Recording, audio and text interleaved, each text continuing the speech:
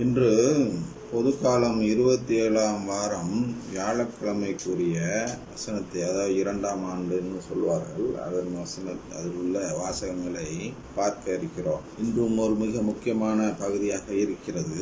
அதில் மைய கருத்து என்பது ஜெபம் இறை விருப்பத்தில் இணைக்க, அதாவது ஜெபம் என்பது இறை விருப்பத்தில் இணைப்பதற்காக என்ற கருத்தை மையமாக வைத்து இன்று திருப்பலி நிறைவேற்றப்பட்டது. ராகணியில் அருட்தந்தை தேவா அவர்கள் திருப்பலி நிறைவேற்றினார்கள்.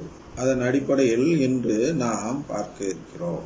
அருட்தந்தை தேவா அவர்களுடைய கருத்து, மைய கருத்து எதுவாக இருந்தது என்றால், இறைவனோடு ஒன்றிப்பதுதான் இறை விருப்பம் என்று கருத்தில் மறைவுரையார். அவர் தேவா அவர்கள் என்ன செய்தார் என்றால், முழுக்க பெந்தகோஸ்து டிஸ்கோர்ஸில் மறைவுரையார். டிஸ்கோர்ஸ் என்றால் தமிழில் என்று சரியாக தெரியவில்லை, இருந்தாலும் அதன் பொருள் அந்த பாணி என்று சொல்கிறோம். பெந்தகோஸ்து பாணியில் பேசுவதை டிஸ்கோர்ஸ் என்று சொல்கிறோம். அவர்கள் பயன்படுத்தும் விதத்தில் வார்த்தைகளை பயன்படுத்துவது, கர்த்தரே பிதாவே அப்படி இப்படிலாம் என்னன்னு சொல்வார்கள். அவர்களுடைய வார்த்தைகளை பயன்படுத்தி மறைவுரையாற்றும் பொழுதே அவர் வெத்து வேட்டாக தான் இருக்க வேண்டும் என்று எதிர்பார்த்து கொண்டுதான் அந்த மறைவுரையை கேட்டேன். அது ஒரு விதத்தில் பிரஜுடிஸாக இருந்தாலும் அதன் எதிர்பார்ப்பு சரியாக தான் இருந்தது.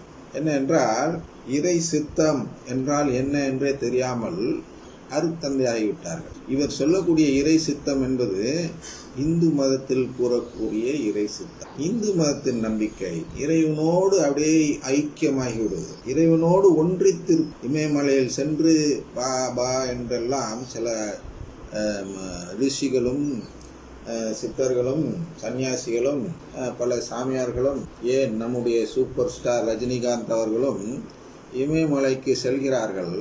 எதற்காக என்றால், இறைவனோடு ஒன்றிப்பதற்காக. நாம் எல்லாம் இறைவனோடு ஒன்றித்து இருக்க வேண்டும் என்ற அந்த சித்தத்திற்காக, அந்த நோக்கத்திற்காக கடவுள் நம்மை படைக்கவில்லை. மாறாக எதற்காக படைத்தார்?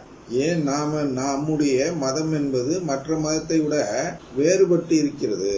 இது ரெண்டும் ஒரே கருத்தாக, ரெண்டு மதத்திலும் ஒரே விதமான கருத்து இருக்குமே, ஆனால் இரண்டாவது மதம் தேவையில்லை. மோடிஜி கூறுவது போல் நாமெல்லாம் இந்துக்களாக மாறிவிடலாம். எதற்கு கிறிஸ்தவ மதம், அந்நிய நாட்டிலிருந்து வந்த கிறிஸ்தவ மதம் நமக்கு எதற்கு என்று அவர் கேட்பது போல் இவர்களும் அதற்கேற்ப ஒத்துதுகிறார்கள்.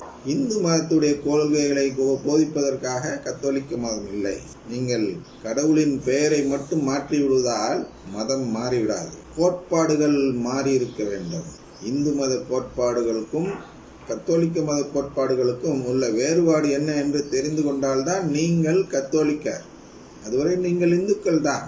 இந்துக்கள் என்று சொல்லும் பொழுது அது ஒரு மதமே அல்ல என்பது தெரியும். அது ஒரு வாழ்முறை, அது ஒரு கலாச்சாரம். அந்த கலாச்சாரத்தை சேர்ந்தவர்களாக தான் இருக்கிறீர்களே தவிர, அதிலிருந்து ஒரு மதம் என்ற அந்த கத்தோலிக்க மதத்தை தழுவியவராக இல்லை. கத்தோலிக்கராகவே இல்லாமல் ஒருவர் கத்தோலிக்க மதத்தில் அருட்தந்தை நிலைக்கு உயர்த்தப்பட்டிருக்கிறார். அதிலும் அவர் பெயரை ரெவரண்ட் ஃபாதர் எம் தேவா என்று அழைக்கிறார். அதனால் அந்த ஒரு உன்னத நிலைக்கு உயர்த்தப்பட்டு இருப்பதால் ஒரு புண்ணியமும் இல்லை.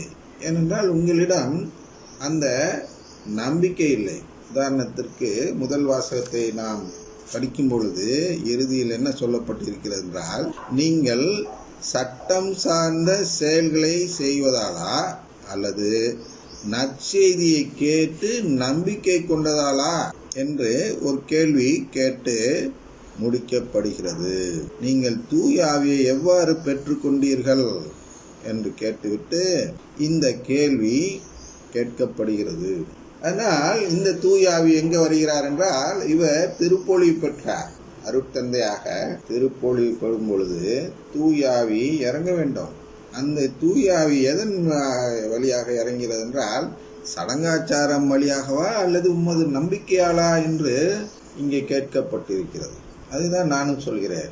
நம்பிக்கையே இல்லாத ஒருவர் அருட்தந்தையாக மாறியிருக்கிறார் நம்முடைய கத்தோலிக்க திருச்சபை என்பதை இன்று கவனிக்கிறோம். ஏனென்றால் இதோடைய முழு பொருளையே தலையிலாக மாற்றிவிட்டார். கேட்பதற்கு நன்றாக தான் இருந்தது. சில வார்த்தைகள் எல்லாம் உறவுக்காக தான், இறையுடைய உறவுக்காக தான் என்றெல்லாம் சொல்லி வந்தார். ஆனால் அந்த உறவு எப்படி பெறுவது என்று வரும்பொழுது அவரோடு ஒன்றிப்பதன் மூலமாக தான் வருகிறது என்று முடித்து விடுவதால் அது என்னவாக மாறிவிடுகிறது? இந்து மத நம்பிக்கையாக மாறிவிடுகிறது. கடவுளுடைய பேர் மட்டும்தான் அங்கே மாறுகிறது தவிர கோட்பாடு இரண்டும் ஒன்றே. ஆனால் நாம் இப்பொழுது சரியான விதத்தில் இதை நாம் படித்து பார்த்து புரிந்து கொள்வோம்.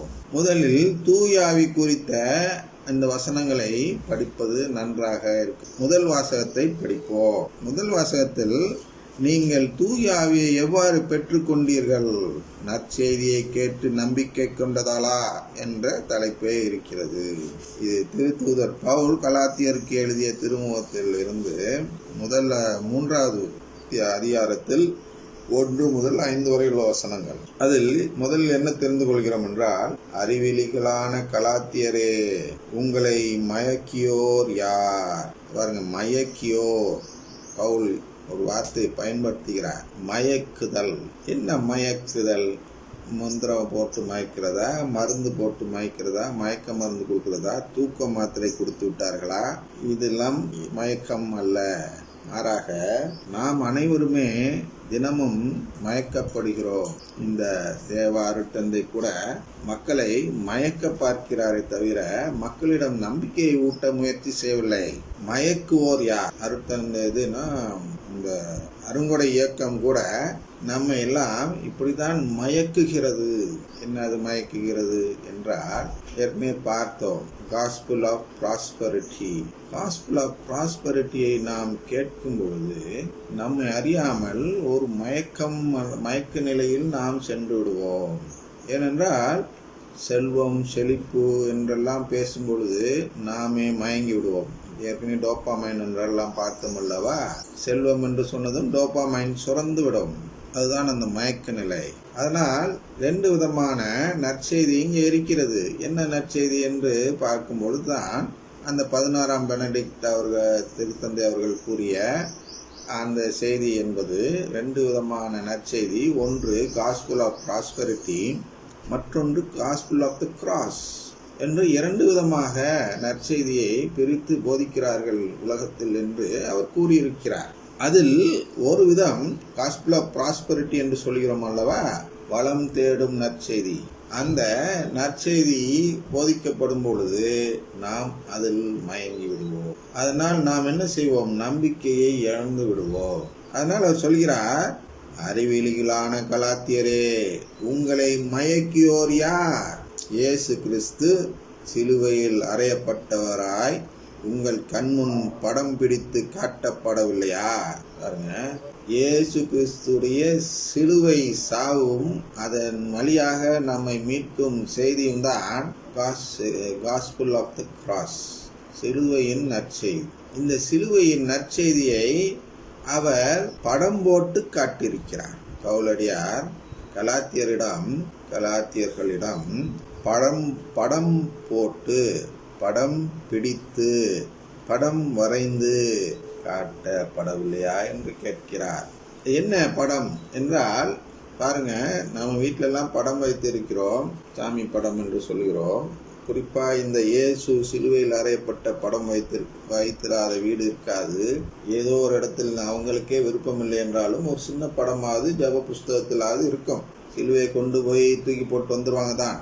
பாடுபட்ட சிறுவம் வீட்டில் இருந்தால் வெறும் பாடுகளாக வீட்டுக்கு வந்துவிடும் என்று ஒரு சிலர் மயக்கி பேசுவதும் பொழுது, மயக்கத்தை தேட வேண்டும் என்றால் நீங்கள் சிலுவையை வீட்டில் வைத்துக் கொள்ளாதீர்கள் என்று நம்மை பேசி மயக்கி அந்த சிலுவையை கொண்டு போய் வெளியில் எறிந்து விட்டு வந்துடுங்கள் என்று நம்மை மயக்கி பேசிய பிறகு என்ன செய்வார்கள் என்றால், இந்த ப்ராஸ்பரிட்டி தேடக்கூடியவர்கள், வளமை தேடக்கூடியவர்கள் அந்த சிலுவையை தம் வீட்டிலிருந்து எடுத்து சென்று வெளியே எறிந்து விட்டு வந்து விடுகிறார்கள். கத்தோலிக்கர்களே வந்துவிட்டு நம்ம தேவ அருட்தந்தை போல் நானும் கத்தோலிக்கர் தான் என்றும் கூறி கொடுக்கிறார்கள். அதனால் இந்த காஸ்பல் ஆஃப் த கிராஸ் நமக்கு வேண்டாம் என்று கூறக்கூடியவர்கள் திருச்சபையிலும் இருக்கிறார்கள் என்பதை நாம் தெரிந்து கொள்ள வேண்டும்.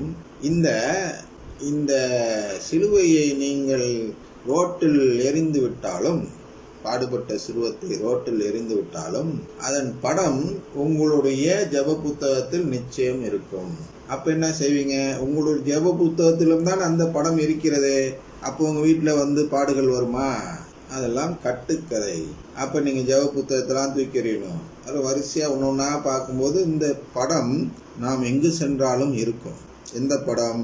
இயேசு கிறிஸ்து சிலுவையில் அறையப்பட்டவராய் கண்முன் நிற்கக்கூடிய ஒரு படம். இது இல்லாமல் கிறிஸ்தவம் இல்லை.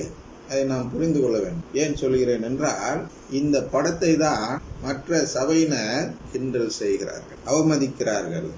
தூக்கி போடுறீங்கல்ல, அதுவும் அந்த அவமானம் தான். தூக்கி வெளியில் எறிந்து விட்டால் நீங்கள் என்ன செய்கிறீர்கள் என்று பார்க்கும் பொழுது அது இறை வார்த்தையாக இருக்கிறது என்று கவனிக்க வேண்டும். படம் பிடித்து காட்டுவது இறை வார்த்தை. ஏனென்றால் அது சிலுவையின் செய்தியை, மீட்பின் செய்தியை, நற்செய்தியை அறிவிக்கக்கூடிய படமாக இருக்கிறது. ஒரு செய்தி அறிவிக்கும் கருவிதான் எழுத்துக்கள். ஒரு புத்தகத்தில் உள்ள எழுத்துக்களை நாம் படிக்கும் பொழுது அதன் மூலம் ஒரு கருத்தை புரிந்து கொண்டு நம் மனதில் அதை படமாக்கி கொள்கிறோம். அப்பொழுது படிப்பறிவே இல்லாதவர்கள் என்ன செய்வார்கள்? அந்த மனதில், அவர்களுடைய மனதில் எப்படி அந்த படம் வரும் என்றால், நீங்கள் படம் வரைந்து காட்டினால்தான் அவர்கள் மனதில் அந்த படம் வரும். எழுத்து பார்த்துட்டு இதெல்லாம் பாசினா அவங்க மனதில் அந்த படம் வராது. அப்ப அந்த நூல் நற்செய்தி நூலாக பயன்படாது. திருவிவிலியம் என்பது ஒரு நற்செய்தி அறிவிக்கக்கூடிய நூலாக படிப்பறிவு இல்லாதவர்களுக்கு பயன்படாது.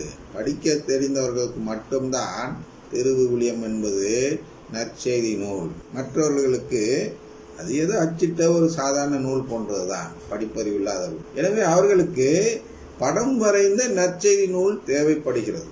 அதனால் இந்த நற்செய்தியின் ஏடுகளை எடுத்து நாம் பிரேம் போட்டு என்ன செய்கிறோம்? வீடுகளில் மாட்டி வைத்திருக்கிறோம். எனவே அவையெல்லாம் என்ன? இறை வார்த்தைகள். பெந்தகோஸ்து வீட்டுக்கு போனீங்கன்னா வெறும் வசனமா ஸ்டிக்கர் ஒட்டியிருப்பாங்க. எங்க பார்த்தாலும் கதவுல ஒட்டியிருப்பான், ஜன்னல்ல ஒட்டியிருப்பான், பீரோல்ல ஒட்டியிருப்பான், செவுத்துல ஒட்டியிருப்பான், எங்க பார்த்தாலும் ஒட்டியிருப்பார்கள். டிவி இருந்தா கூட அதுல ஏதாச்சும் ஒரு ஓரத்துல ஒட்டி வச்சிருப்பாங்க. ஏன்? இறை வார்த்தை வேண்டும் என்பதால் அவர்கள் அவ்வாறு செய்கிறார்கள். சரி, படிப்பறிவு உள்ளவனுக்கு அது இறை வார்த்தை தெரியும். படிப்பறிவு இல்லாதவங்க அதுல என்ன எழுதிருக்குன்னு என்ன தெரியும்? அப்ப நாம் படம் வரைந்து அதன் மூலமாக நற்செய்தி அறிவிக்கலாம் என்று இங்கே கலாத்தியரில் பவுலடியார் கூறுகிறார். பவுலடியார். எனவே படம் வரைந்து அதன் மூலமாக நற்செய்தி அறிவிப்பது என்பதும் நற்செய்தி அறிவிப்பு பணிதான்.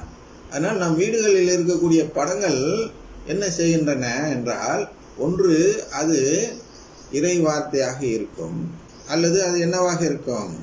நம் குடும்பத்தை சேர்ந்த சகோதர சகோதரிகளுடைய படமாக இருக்கும். புனிதர்கள் எல்லாம் என்ன என்றால் யார் என்றால், கடவுளின் குடும்பத்தில் இருக்கக்கூடிய உறுப்பினர்கள். அவர்களுடைய படத்தை நாம் வீட்டில் வைத்திருக்கும் பொழுது நாம் என்ன செய்கிறோம்? நம்முடைய குடும்பத்தை சேர்ந்தவர்கள் என்றும், நம்முடைய சகோதர சகோதரிகள் என்றும். ஏனென்றால் நாம் கடவுளின் குடும்பத்தை சேர்ந்தவர்கள், கத்தோலிக்கர்கள். அதனால் நம் குடும்பத்தினர் என்ற முறையில் தான் அதை வைத்திருக்கிறோமே தவிர அது கடவுள் என்று நினைத்து நாம் வைத்திருப்பதில்லை. அதனால் இவையெல்லாம் உருவ வழிபாடாக இருக்காது. உருவ வழிபாடு செய்கிறீங்க, கத்தோலிக்கர் உருவ வழிபாடு செய்கிறீங்க என்று சொல்லி மக்களை குத்தி அங்கே அழைத்து செல்கிறார்கள் அல்லவா? அவர்கள் தான் என்ன செய்கிறார்கள் என்றால், இறை வார்த்தையை மிதிக்கிறார்கள், இறை வார்த்தையை பழித்துரைக்கிறார்கள், இறை வார்த்தையை சாத்தான் என்று அழைக்கிறார்கள். இறைவனை சாத்தான் என்று அழைத்தால் தேவதூஷணம் என்று அவர்களுக்கு தெரிந்திருந்தும் அந்த செயலை துணிந்து செய்து எப்படியாவது தங்களுக்கு கூட்டத்தை சேர்த்து விட வேண்டும் என்ற ஒரே நோக்கத்தில் இறை சித்தத்திற்கு எதிராக செயல்படுகிறார்கள். எனவே அவர்கள் நம்மிடம் நீங்கள் உருவ வழிபாடு செய்கிறீர்கள் என்று சொல்லும் பொழுது, நான் இல்லையப்பா, நான் என்ன செய்கிறேன் என்று எனக்கு தெரியும், உன்னோடு வாதாட நான் விரும்பவில்லை. ஏனென்றால் உம் வழி வேறு, எம் வழி வேறு. நாங்கள் எல்லாம் கடவுளின் குடும்பத்தில் சேர இருக்கிறவர்கள், நீங்கள் கடவுளின் குடும்பம் வேண்டாம் என்று சொல்லக்கூடியவர்கள். அதனால் நீங்கள் எங்களுக்கு உபதேசம் செய்ய வேண்டாம். முதலில் கடவுள் குடும்பம் இருக்கிறதா இல்லையா என்று முடிவெடுத்து விட்டு வாருங்கள். நாங்கள் ஏற்கனவே முடிவெடுத்து விட்டோம், கடவுளின் குடும்பத்தை விட்டு பிரிய நாங்கள் தயாராக இல்லை.